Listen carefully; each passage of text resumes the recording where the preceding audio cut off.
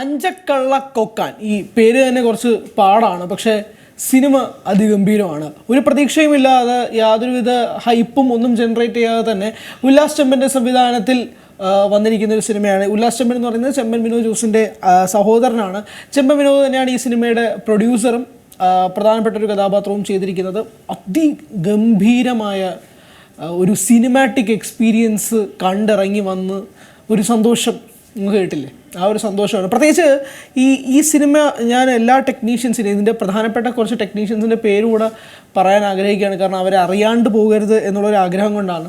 മണികണ്ഠൻ അയ്യപ്പനാണ് ഇതിൻ്റെ മ്യൂസിക്. ഒരു രക്ഷയില്ല എന്ന് പറഞ്ഞാൽ ഒരു രക്ഷയില്ലാത്ത തരത്തിലുള്ള മ്യൂസിക്കാണ് അദ്ദേഹം ചെയ്തു വെച്ചിരിക്കുന്നത്. മ്യൂസിക് എന്ന് പറഞ്ഞാൽ ആ സിനിമ ആവശ്യപ്പെടുന്ന തരത്തിൽ, അല്ലെങ്കിൽ അതിനെ അങ്ങ് എലിവേറ്റ് ചെയ്ത് കൊണ്ടുപോകുന്ന തരത്തിലുള്ള ഒരു അതിഗംഭീര സ്കോറിങ് പരിപാടി പുള്ളി ഇതിനകത്ത് ചെയ്തു വെച്ചിട്ടുണ്ട്. അതിനകത്ത് ഒരുപാട് സീൻസ് എടുത്തു പറയാനുണ്ട്. ആ പുള്ളിയുടെ ആ സ്കോറിങ് പരിപാടി ചെയ്തു വെച്ചേക്കുന്നത്. ഒന്ന് ഒരു കള്ളുഷാപ്പിലെ സീനാണ്. ആ സീനിനെ കുറിച്ച് നമുക്ക് പിന്നെ സംസാരിക്കാം.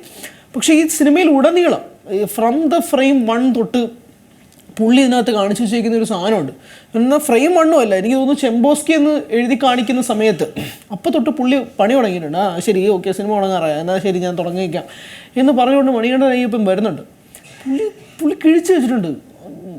ഒരു രക്ഷയില്ലാത്ത തരത്തിൽ ആ ഫ്രെയിംസിന് അത്രയും ജസ്റ്റിസ് കൊടുത്തുകൊണ്ട് പുള്ളിയുടെ മ്യൂസിക് ഇതിനകത്ത് കൈകാര്യം ചെയ്തിട്ടുണ്ട്. ഒരു രക്ഷയില്ല കേട്ടോ. തിയേറ്ററിൽ പ്രത്യേകിച്ച് ആ ഒരു ഡോൾബി സറൗണ്ട് അറ്റ്മോസ്ഫിയർ നമ്മളിത് കാണുമ്പോഴേക്കും നമുക്ക് ആ ശബ്ദം അങ്ങ് നമ്മുടെ നെഞ്ചിലോട്ട് കയറി വരുന്ന തരത്തിൽ ആ സാധനം അങ്ങ് ചെയ്ത് വെച്ചിട്ടുണ്ടെന്നേ പുള്ളി. അതിഗംഭീരമായ സാധനമാണ്. പിന്നെ ഇതിനകത്ത് 2-3 ജംസ്കെയർസ് ഉണ്ട്. പ്രത്യേകിച്ച് ഇതിൻ്റെ ടൈറ്റിൽ എഴുതി കാണിക്കുന്നതിന് തൊട്ട് മുന്നേ ഒരു സാധനമുണ്ട്. കണ്ട് ഹൃദയം ഇടിച്ചങ്ങ് കയറുവാടേ. അത് നമുക്ക് അങ്ങ് ഇടിച്ച് ഹൃദയം ഇടിച്ച് തിരിച്ച് വരുന്ന രീതിയിൽ നമ്മൾ ആ തിയേറ്റർ എക്സ്പീരിയൻസ് എന്ന് പറയുന്നൊരു സാധനമുണ്ട്. ഇതാണ് തിയേറ്റർ എക്സ്പീരിയൻസ് എന്ന് പറയുന്നൊരു സാധനം എന്നൊക്കെ പറയില്ലേ, അമ്മാതിരി തിയേറ്റർ എക്സ്പീരിയൻസ് ഒരു മലയാള സിനിമ നമുക്ക് തരുമ്പോൾ സ്വാഭാവികമായിട്ട് നമുക്ക് രോമാഞ്ചം വരും. ഞാൻ കണ്ടത് ഇന്നലെ സെക്കൻഡ് ഷോയ്ക്കാണ്. ഹൗസ്ഫുള്ളായിരുന്നു. ഹൗസ്ഫുൾ എന്ന് പറഞ്ഞാൽ ലിറ്ററലി ഹൗസ്ഫുൾ ഷോ ആയിരുന്നു. ഈ സിനിമ കഴിഞ്ഞ് സാധാരണ ഈ സിനിമയൊക്കെ എങ്ങനെയെങ്കിലും, പ്രത്യേകിച്ച് രാത്രിയൊക്കെ ഷോ ആകുമ്പോഴേക്കും എങ്ങനെയെങ്കിലും ഇതൊന്നും തീർന്ന് വീട്ടിൽ പോയാൽ മതി എന്ന് ചിന്തിക്കുന്ന പ്രേക്ഷകർക്കിടയിൽ ഈ സിനിമ കണ്ട് കഴിഞ്ഞിട്ട് അവസാനം ഇതിൻ്റെ ക്രൂവിൻ്റെ ഡീറ്റെയിൽസ് മുഴുവൻ എഴുതി കാണിക്കുന്നത് വരെ തിയേറ്ററിലുണ്ടായിരുന്ന എല്ലാവരും ഇരുന്നു എന്ന് പറഞ്ഞാൽ നുണയാവും. ഒരു 15 പേര് മാത്രമായിരിക്കും എഴുന്നേറ്റ് പോയത്. ബാക്കി എല്ലാവരും ഇതിൻ്റെ പിന്നിൽ പ്രവർത്തിച്ചവരാരാണ്, കാരണം ഇതൊക്കെ അപ്പോഴാണ് കാണിക്കുന്നത്. ആ രീതിയിൽ അദ്ദേഹം അതിനകത്ത് മ്യൂസിക് പ്ലേസ് ചെയ്തിട്ടുണ്ടെന്നുള്ളതാണ് എൻ്റെ എടുത്തു പറയുന്ന സാധനം.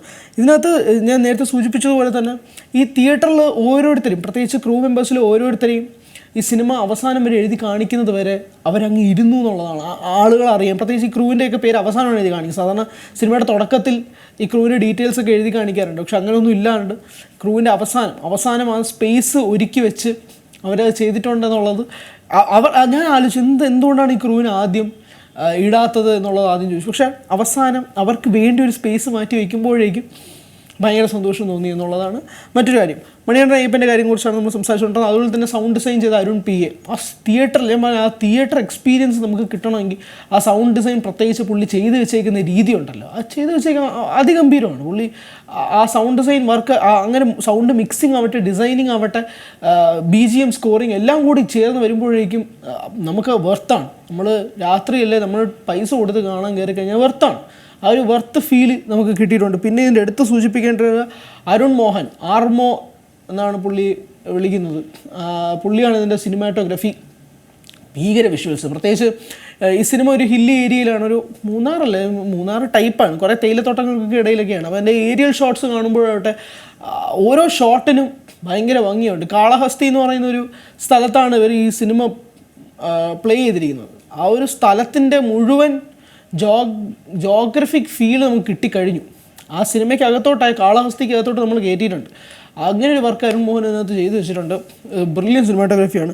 എടുത്തു പറയേണ്ട മറ്റൊരു കാര്യം രോഹിത് VS വാര്യത്ത്, പുള്ളിയാണ് എഡിറ്റർ. ഇതിൻ്റെ ട്രെയിലർ പ്രത്യേകിച്ച് നമ്മളൊരു സിനിമ ആദ്യം സിനിമയ്ക്ക് അകത്തോട്ട് കയറ്റി വിടുമ്പോൾ ട്രെയിലർ അത്രമാത്രം ഇമ്പോർട്ടൻ്റ് ആണെന്നുള്ളത് വലിയ കാര്യമാണ്. പ്രത്യേകിച്ച് ഇങ്ങനൊരു സിനിമ വരുന്ന സമയത്ത് ഇതിൻ്റെ ട്രെയിലർ അത്ര ഗംഭീര റെസ്പോൺസ് നേടിയിരുന്നു. പ്രത്യേകിച്ച് പ്രധാനപ്പെട്ട കാര്യം അതിൻ്റെ കട്ട്സാണ്. സിനിമ അതുപോലെയാണ്. പുള്ളി അങ്ങ് ടപ്പ് എന്ന് പറഞ്ഞ് കട്ട് ചെയ്ത് വെച്ചിട്ടുണ്ട്. ഈ സിനിമ ഭയങ്കര ഫാസ്റ്റാണ്.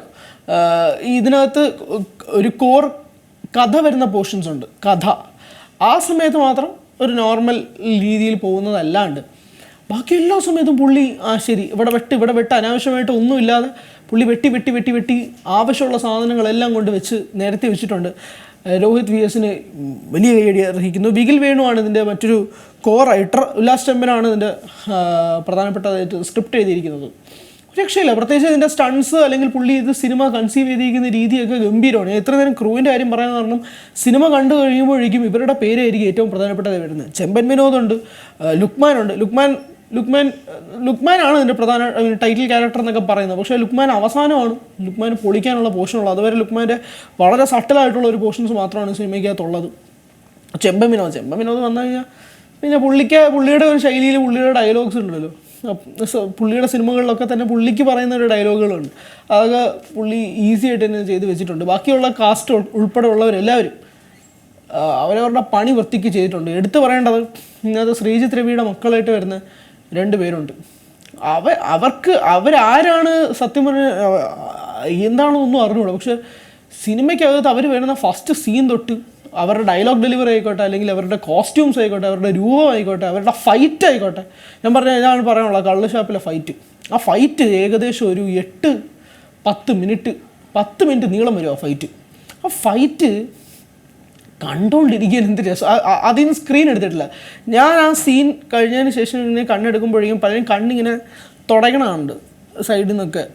കാരണം സ്ട്രെയിൻ ചെയ്ത് ഇങ്ങനെ ഇരിക്കുക, കണ്ണ് ബ്ലിങ്ക് ചെയ്യാൻ പോലൊരു ടൈം കിട്ടാത്ത രീതിയിൽ അങ്ങനെ ഇരുന്ന് കണ്ട് മിഴിച്ചിരിക്കുക എന്നൊക്കെ പറയുന്ന രീതിയിൽ അത് കണ്ടുകൊണ്ടിരിക്കുക. അതിൽ നിന്ന് കണ്ണെടുക്കാൻ തോന്നാത്ത രീതിയിൽ ആ ഒരു ഫൈറ്റ് വന്നിട്ടുണ്ട്. ഇതിനകത്തുള്ള ആക്ഷൻ സീക്വൻസ് എല്ലാം ഗംഭീരം.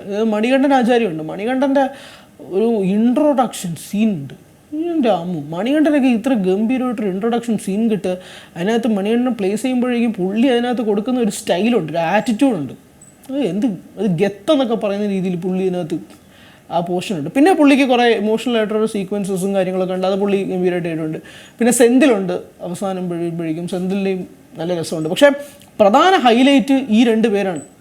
നേരത്തെ സൂചിപ്പിച്ച പോലെ ശ്രീജിത്ത് രവിയുടെ മക്കളായിട്ട് വരുന്ന ഈ 2 പേരാണ്. അവർ from the start till the end പൊളിച്ചിട്ടുണ്ടെന്ന് പറഞ്ഞാൽ പൊളിച്ചിട്ടുണ്ട്. പിന്നെ ഇതിൻ്റെ സൗണ്ട് നമുക്ക് തരുന്ന ഒരു ഹൈ, പ്രത്യേകിച്ച് ഇതിൻ്റെ കോണ്ടൻറ്റും അങ്ങനെയുള്ളൊരു കോണ്ടൻ്റാണ്. അപ്പോൾ ആ ഒരു കോണ്ടൻറ്റ് സംസാരിക്കുമ്പോഴേക്കും ഇത് തരുന്നൊരു ഹൈ ഭയങ്കരമായിട്ട് നമ്മൾ ഹിറ്റ് ചെയ്യുന്നുണ്ട് എന്നുള്ളത് എടുത്ത് സൂചിപ്പിക്കേണ്ടതാണ്. അതിൻ്റെ എല്ലാ വർക്ക് ഡിപ്പാർട്ട്മെൻറ്റ്, കോസ്റ്റ്യൂം ആവട്ടെ, ആർട്ട് ഗംഭീർ. ആ പോലീസ് സ്റ്റേഷനൊക്കെ ഭയങ്കര ഒറിജിനലായിട്ട് തന്നെ നമുക്ക് തോന്നും. ഒറിജിനൽ ആ പോലീസ് സ്റ്റേഷൻ മാത്രമല്ല, അതിന് ചുറ്റുപാടുള്ള പ്രദേശങ്ങളായിക്കോട്ടെ, വീടുകളായിക്കോട്ടെ, ഇതെല്ലാം ഭയങ്കരമായിട്ട് നമുക്ക് തോന്നും ഇത് ആർട്ടിൻ്റെ ഒരു വർക്കുണ്ട്. പക്ഷേ ഞാൻ പറയുന്നത് ഈ ടോട്ടാലിറ്റിയിൽ നമ്മളൊരു വളരെ ചക്കാച്ചക്ക് ഭയങ്കര ഫാസ്റ്റായിട്ട് പോകുന്നൊരു സിനിമ, അതിനകത്ത് എല്ലാ ഡിപ്പാർട്ട്മെൻറ്റ്സും അവരവരുടെ പൂർണ്ണത കൊടുക്കുക എന്ന് പറയുമ്പോഴേക്കും ആ സിനിമ ടോട്ടാലിറ്റിയിൽ വരുമ്പോൾ കിട്ടുന്നൊരു ഔട്ട്പുട്ട് ഇത് തന്നെയാണ് അഞ്ചക്കള്ള കൊക്കാൻ്റെ ഏറ്റവും പ്രധാനപ്പെട്ട കാര്യം. പിന്നെ ഇതിൻ്റെ കഥാപരമായിട്ട് ഇതിനകത്ത് ഭയങ്കരമായി ഇമോഷണലി നമ്മളെ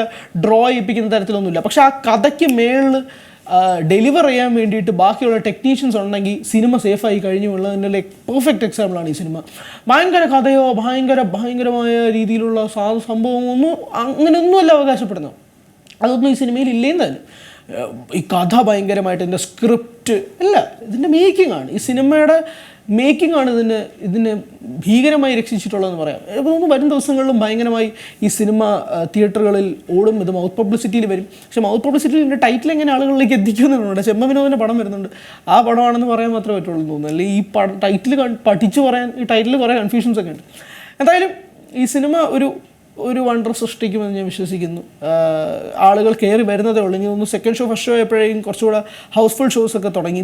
ഇത് വരും ദിവസങ്ങളിൽ എന്തായാലും ഈ സിനിമയ്ക്ക് ആൾ കയറുന്ന ഉറപ്പാണ്.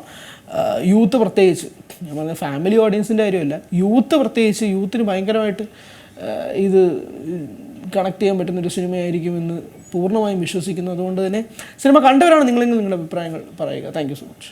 ഏറ്റവും പുതിയ വാർത്തകളും വിശേഷങ്ങളും വിരൽ തുമ്പിലറിയാൻ സീ മലയാളം ന്യൂസ് എല്ലാ ഡിജിറ്റൽ പ്ലാറ്റ്ഫോമുകളിലും ലഭ്യം.